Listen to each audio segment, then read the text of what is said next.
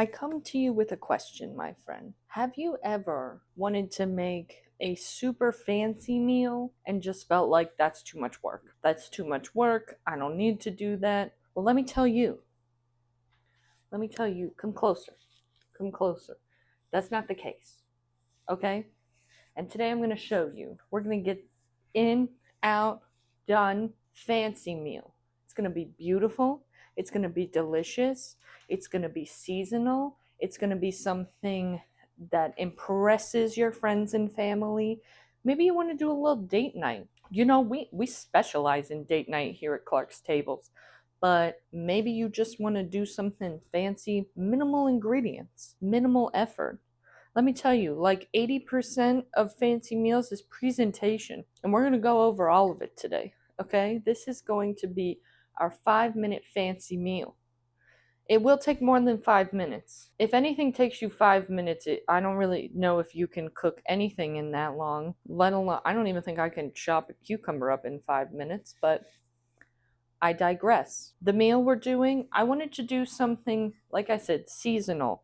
So we're sticking with citrus. Citrus is still in season. We've got some radishes. Radishes are really in for the springtime right now. And we're doing a blood orange honey mustard salmon. It's going to be citrusy and a little bit kind of tangy from the honey mustard. It'll be super delicious.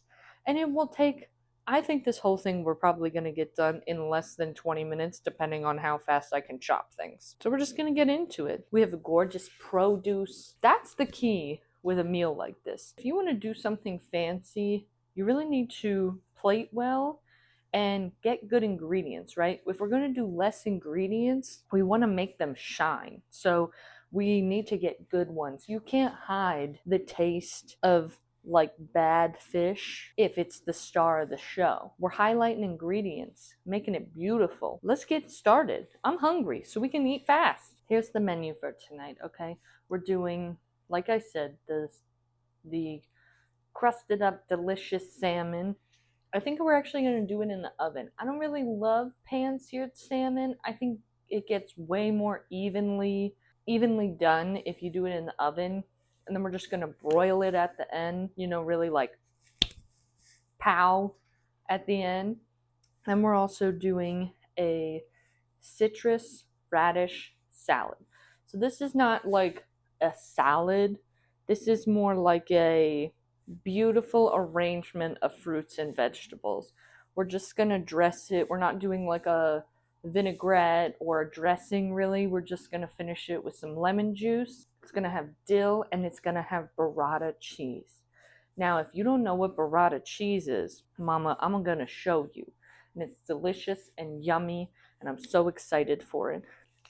I think these photos are going to be beautiful, honestly. The goal of this meal truly is to just be gorgeous. Why do you think I did my hair for this? We had to match the food.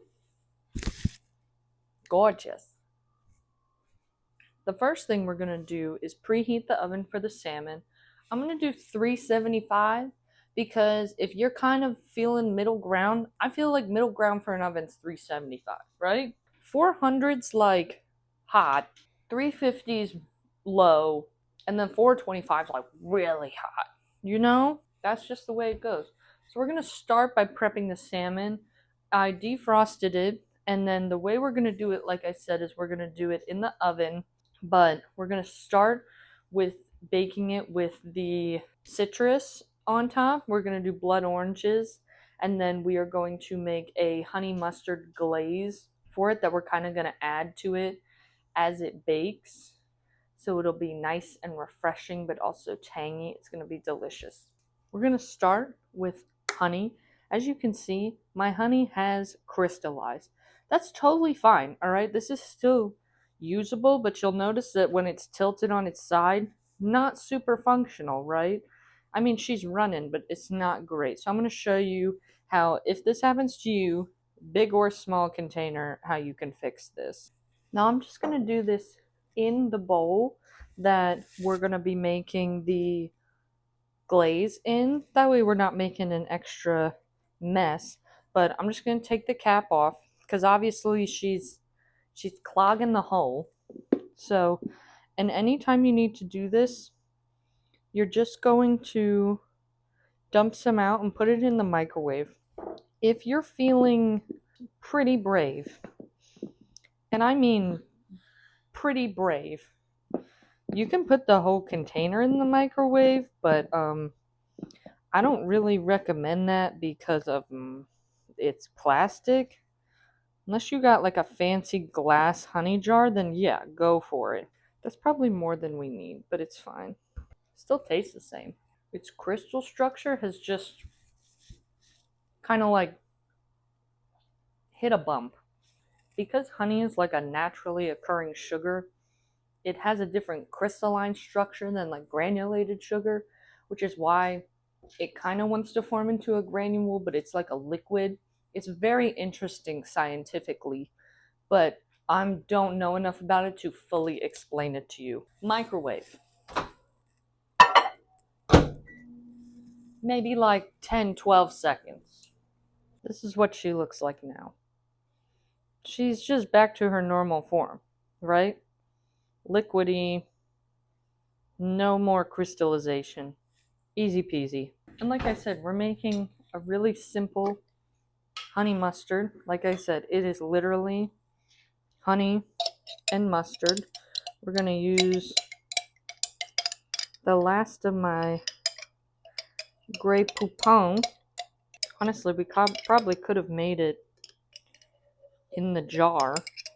That would have been fun. But we committed to the bowl. It's too late for us now. And then we'll also just add some. I'm going to do lime juice to this to add a different citrusy note.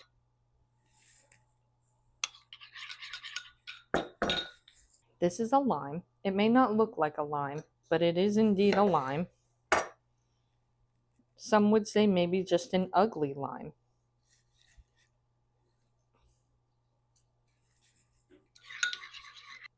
Nothing crazy, right? Nice and smooth, very runny. Tastes great. Our oven's preheated now, so now we're gonna prep the salmon. The salmon I bought it in those frozen fillet packs, you know, like this. And I actually really like these. I know a lot of people don't, but I think one, they're super convenient. Two, they're super affordable. And three, they're just like manageable. I think a lot of fresh fish isn't super convenient for us or isn't super accessible to all of us, right? Like you may have a fish thing at your grocery store. I feel like calling it a fish counter is like generous. And I just find that sometimes the frozen stuff is better quality than the stuff that's fresh if that's what's available to you. I just recommend, looking into your options, seeing what's available, and doing what's best for you. I really like these. They always come out super fresh. They cook beautifully. They last in our freezer for when we like conveniently actually want to eat salmon. I can change the portion size, right? Because there are some that are like this that are very, very small. And then there's other ones that are pretty decently portioned out, but maybe you don't want this part right here. So I think it has good flexibility as well. See, like, look at this. This is teamy. I'm making extra because leftover salmon, we have a lot of uses for it. And this I think can go well a lot of different ways too. I'm gonna do some thinly sliced blood oranges. If you've never seen a blood orange before, they are perfect little gems of like this deep dark almost purpley color. They don't all look exactly like this, but they have like a little bit more red tinge to the flesh, right? But they're really pretty and I love them. I find that they're a little bit sweeter than a regular orange, which I think will add a nice note to the salmon. So I'm just going to slice these up, and then we'll swap this. All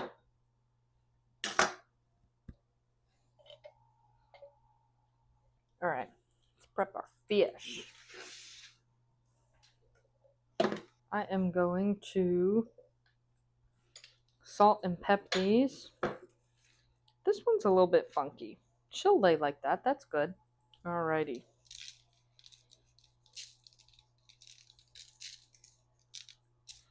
Good sprinkling of salt. I just did some flaky kosher salt. Gonna do some cranks of pepper. And my pepper grinder is always full of tri-colored peppercorns. So it's not technically just black pepper, but that's what you got, homie. That's what you should use. Alrighty, now we are going to get her coated up. And then we're going to add some more of this on as it cooks, right? Because it'll kind of render down. Oh, it's going to be good. You're not even ready for it. Okay. Then I'm just going to take some of these, put them on top. Oh, mommy, we're going to need some more. Make it work, people. All right. And then we're going into the oven. I'm going to start with like 12 minutes. And honestly, like, most of the work is really out of the way. So now we're going to do our citrus salad.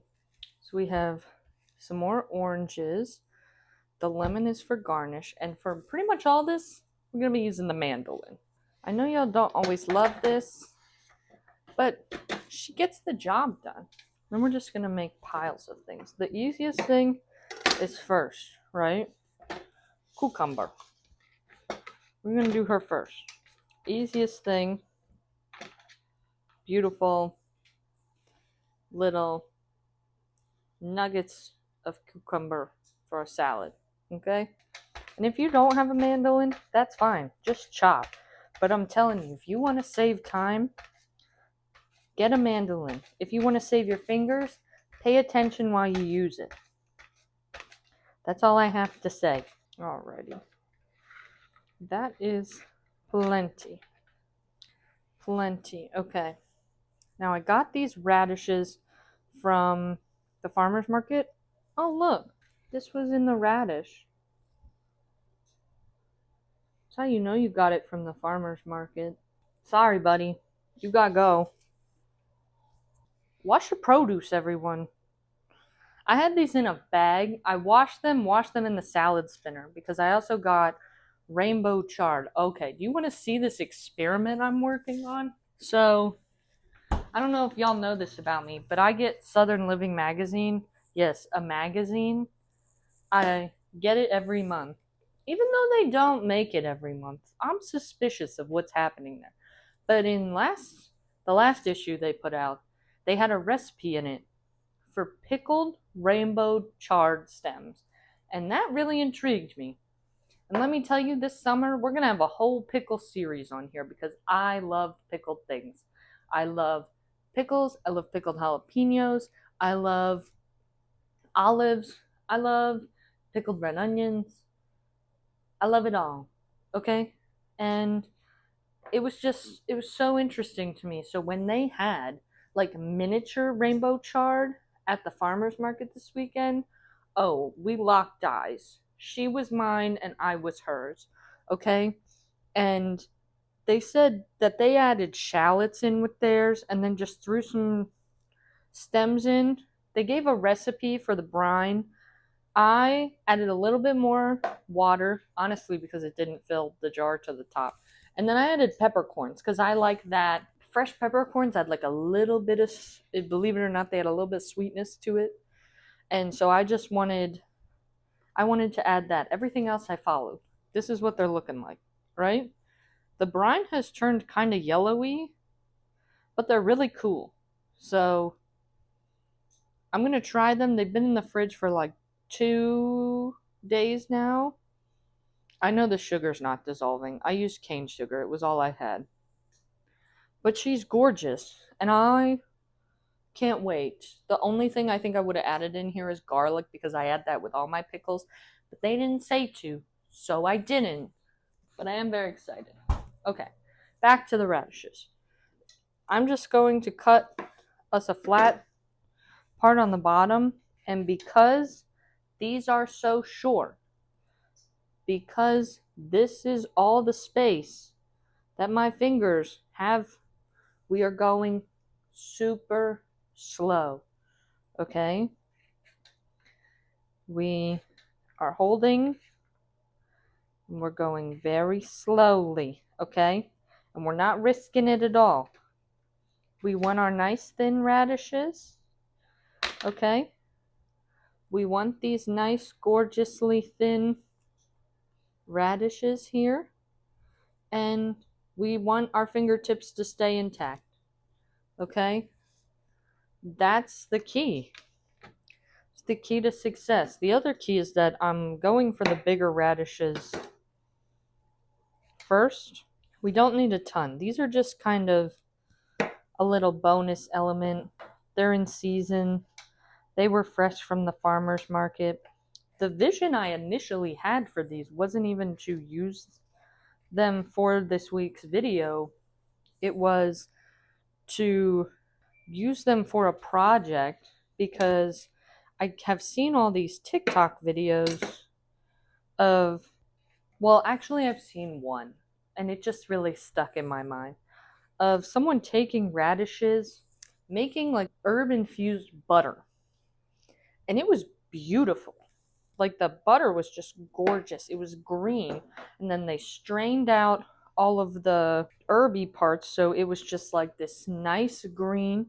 And they let it get hard enough that it would like, it was thick again. It wasn't clear, but it was still soft. They dipped the radishes in and then let them get hard in the fridge and then ate them like a chocolate covered strawberry mama. And I just thought that was so cool. So I was going to replicate it.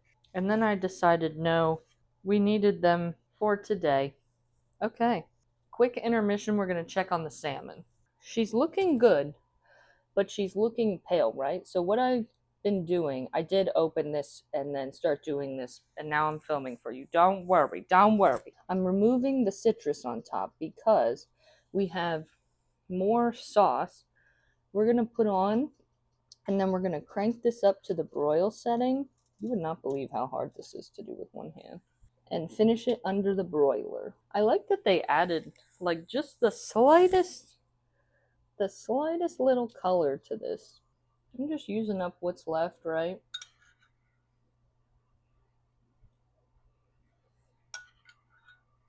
Making sure every little bit gets some.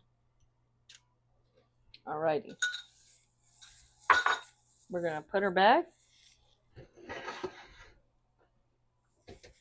And then we're going to crank it up to high broil.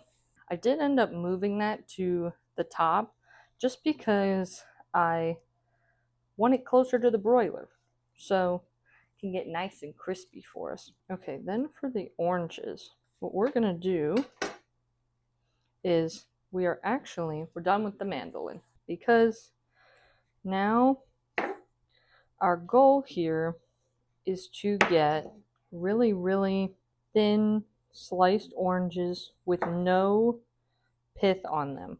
So you have a couple options when you peel oranges, right?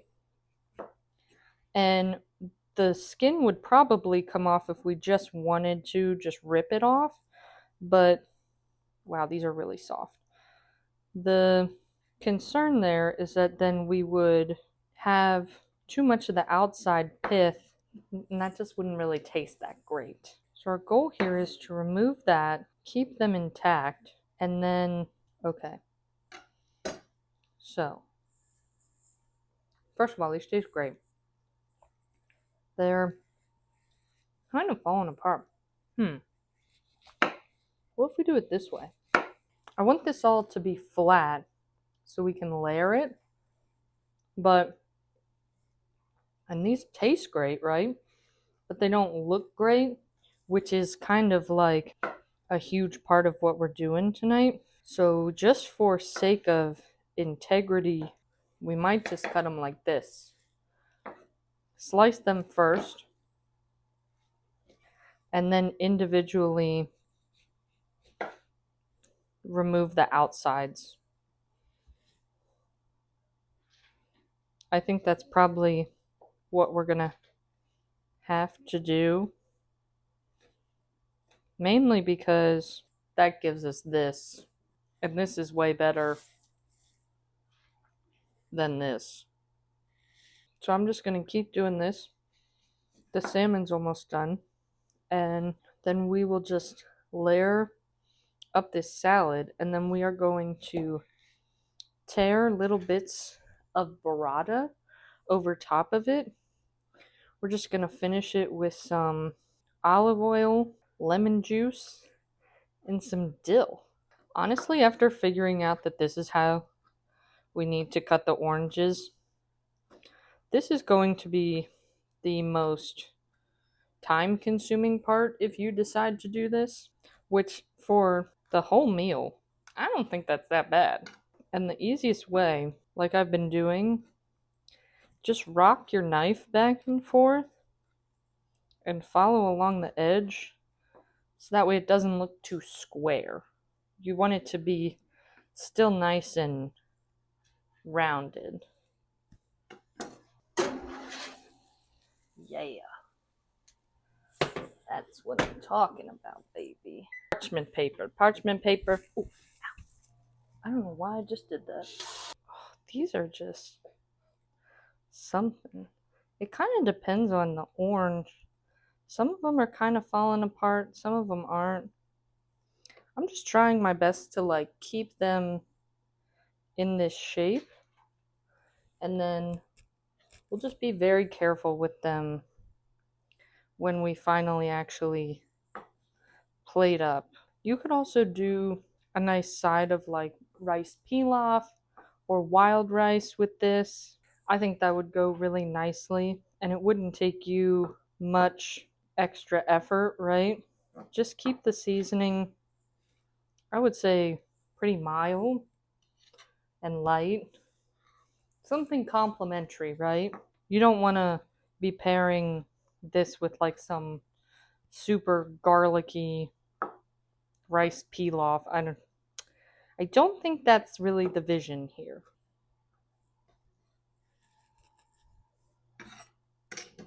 Alrighty. Now we're at the fun part, everyone. She's plating. We're gonna get the burrata. This burrata I picked up from the Italian market near my house. Gorge. I know the paper's a little crispy and the edges aren't, but the salmon itself actually isn't, and that's what matters. So we're just gonna put her onto a plate. I wanted these like nice crispy tops on the salmon. I know this other part down lower is definitely overcooked down here, but we weren't really worried about that. We were worried about making sure the nice thick parts were done and delicious.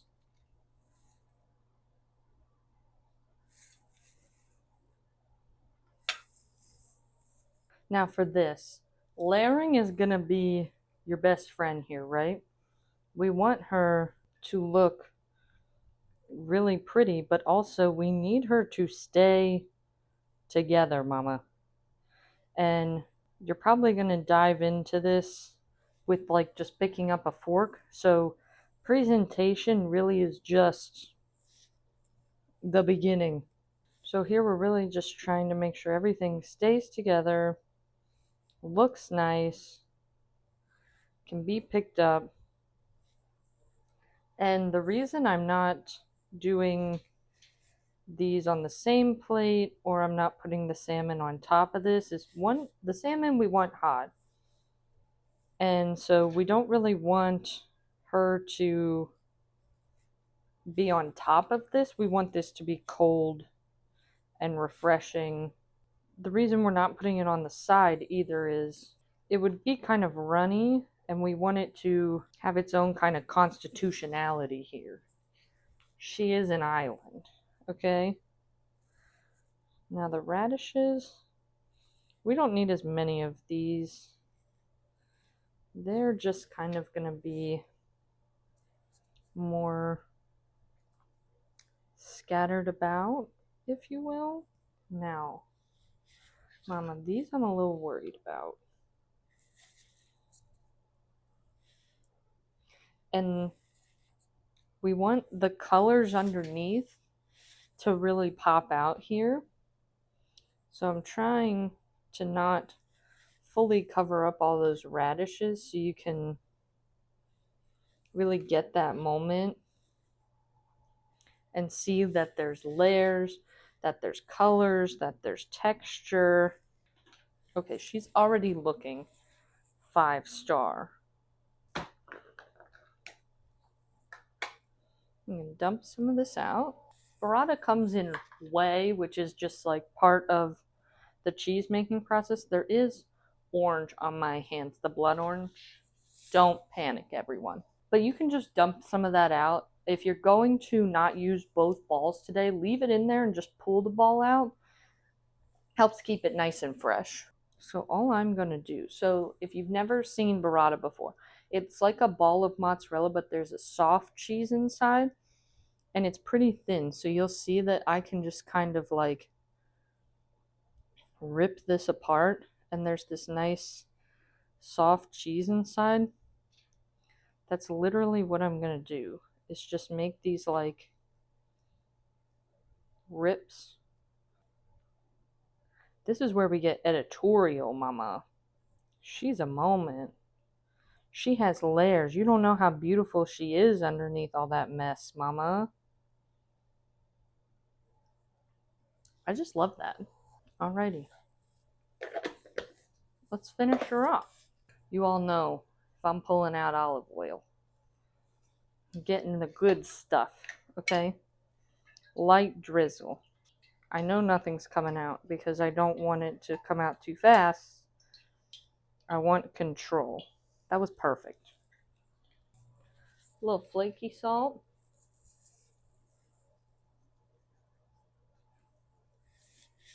My favorite.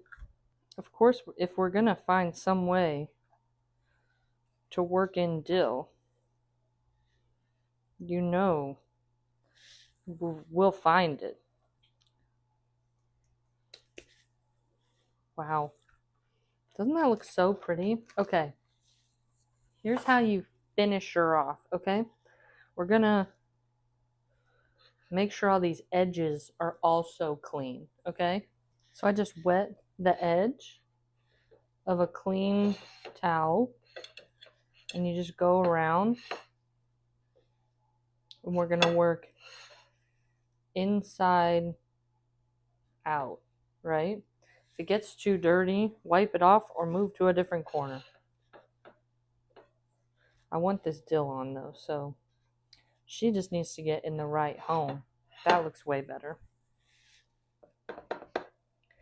We didn't plate her up super fancy. We could put some fresh dill on top of this, but or parsley or something, but for today we'll just let her shine. And that's it.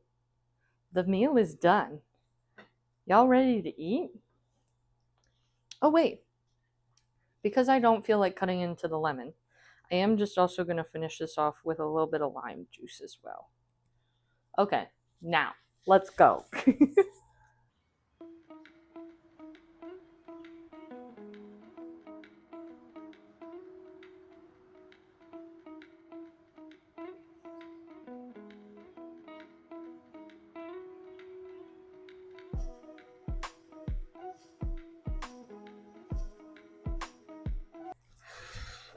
Are you excited? I have no idea. Also, I don't know if you can hear it in the background, but our ice maker's making all kinds of noise because today we literally disassembled it and put it back together. So thanks, GE. But it works now. For making us do that so we didn't have to call a repair person. I'm excited. So we have our forks. I think this will be good to just like get under with the fork. Yeah. And pick up and just kind of eat it like that. Mm-hmm. I guess I'll take this big boy. I'll take this one. They do still have the skin on the bottom. So but you can just peel it off. Mm-hmm. If you really wanted to get fancy with it, you could take the skin off. I like the glaze on the top. Is it potent? Yeah, it's nice. Strong. Like me. Watch this. Whew. It is gone. It's gone. But no, it's really good. It's not too strong. The thing is that the glaze, making it's very strong in flavor. You're going to think that if you it's basically equal parts Dijon to honey, then with like maybe like a tablespoon of lime juice. It works well together. And when you'll taste the actual glaze, it will be so strong. But on this, by the time it comes out on the salmon, it's pretty mild. Which is good because you can still taste the fish. Yeah, that's why you kind of got to like beef it up. You know what I mean? All right, this. Oh, you. Yeah. Oh, you bringing it for me? I thought you were like, she made a move. No, it's good. I want to try it. Wow, thanks. It's very refreshing. Yeah. I like it. I do too. It's a good take on a salad that's not like a salad. Literally last night, we went out to this restaurant here in DC called Tortino or something? Tortino? Yeah, I think so. And we got beet salad. And that kind of is what made me think of this because I think a lot of people do beet salads in this type of version. And it was good. But I need people to convince me that beets are good because I don't know. I got some beef with beets. I don't know. I'm not the biggest fan of them either. They don't really like shine to me. It's a good addition, not the main star. Yeah. And it was good last night. It just wasn't like exquisite, life-changing.